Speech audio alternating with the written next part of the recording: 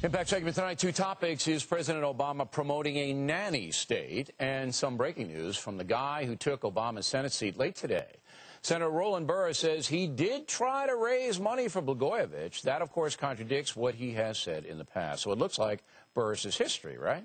With us now, commentator and author Larry Elder. Now, I know you're an Angelino. You're an L.A. guy. Native guy. Far away from Chicago. Yeah. But now we have a sitting senator, takes Obama's seat, who's a liar. He perjured himself. Yeah. And so now what do? You know, we're in the middle of economic chaos, and we'll get to that in a moment. And now here's this guy sitting there. So what would you recommend? Well, as a Republican, I'm perfectly happy to have him there and serve as a piñata for Republicans. He's dead man walking. He'll never get nominated, assuming he decides to run again. He's up at 210, but he could sit there for a year and do as much damage as he can possibly do. Yeah, he could. And if I were the Democrats, I want him out ASAP.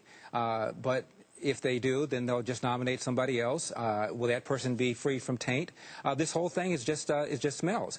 I never would have taken the job in the first place, Bill, had I been Burris, because I would have assumed that others would have assumed that I had been bought off. They got him on a tap. That's why he's doing all this. That's right. They got him on a tap. They told his lawyer, hey, you know, right.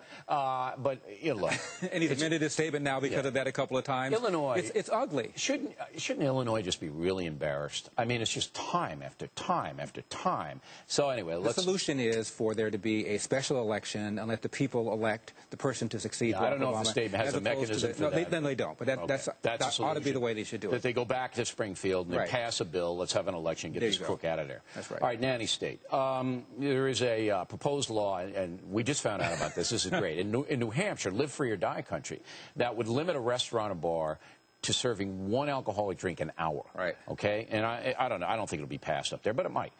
But President Obama today on television, what struck me was, number one, he was very confident. And I didn't see any kind of shaky stuff. And I sat across as close as you are to me, Larry, right now, for Obama, and I rocked him a couple of times, and I saw he wasn't, you know, sometimes. I know that feeling. I'm feeling it right now. Right, right. But today he really looked confident. Now, I thought it was good.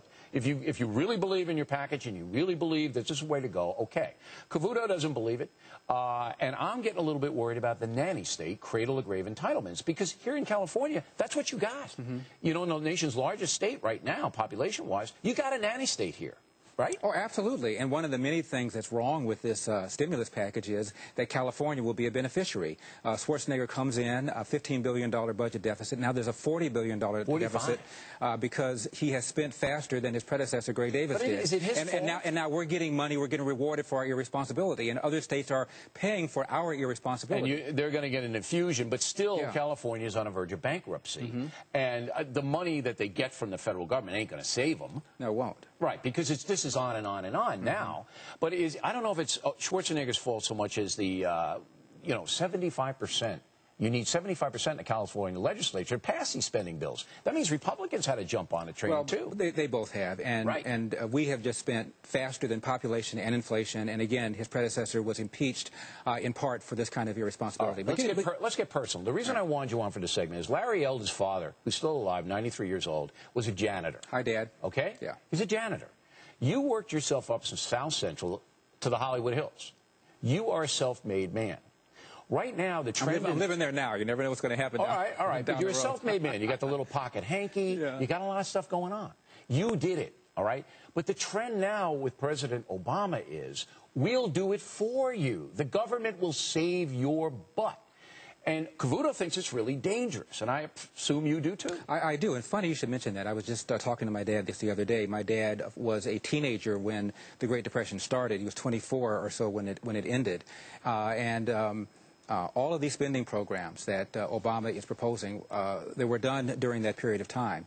And a guy a lot smarter than me, Henry Morgenthau, was his Treasury Secretary, and he wrote in his diary, and I'm paraphrasing, Bill, we have spent and spent and spent. We've made promise after promise after promise.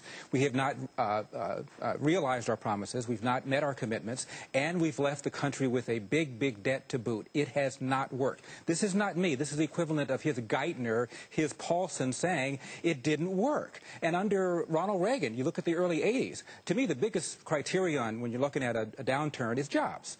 7.6 unemployment right now. Early 80s, 10.8. We had inflation at 13.5%. We had prime interest rates at 21.5%. Reagan didn't go for some big rescue bailout. He cut taxes broadly, and he tried to slow down domestic spending on the part of government. That's what Obama ought to do here. Instead, he's bailing out all these people, rewarding people for irresponsibility. It's insane. The die, as they say, has been cast. Larry, thanks very much. Good to see you. My Best for your pleasure. dad. Thank you, sir. Directly ahead as we continue from L.A.